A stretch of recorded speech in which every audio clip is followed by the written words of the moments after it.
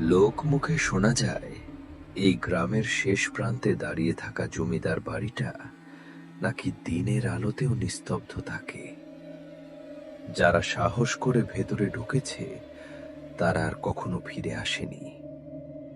কিন্তু আজ আজ অয়ন, রিয়া আর শান্ত ঠিক করেছে তারা এই মিথ ভাঙবেই। ভাই, আমার মনে হয় না এই শখটা পূরণ করা আমাদের জন্য নিরাপদ হবে।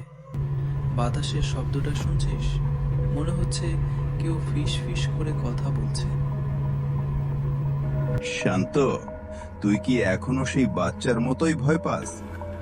এটা জাস্ট একটা পুরনো বাড়ি, আর আমরা তো ভূত ধরতে আসিনি, ছবি তুলতে এসেছি। শান্ত ঠিকই বলছে অয়ন। জায়গাটা কেমন যেন ভারী। ক্যামেরা ফোকাস করতে গিয়ে হাত কাঁপছে। সবাই কি শুনলি? উপরের তলায় পায়ের আওয়াজ হলো। আমি পালাচ্ছি, আমি বলেছিলাম না। শান্ত, দাঁড়া, that's just a rate. Riya, তুই ফ্ল্যাশ লাইটটা এদিকে ঘোরা। ওই যে ওই পোর্ট্রেটটা দেখছিস? অয়ন, ওটা কি? এটা বেরিয়ে আসছে।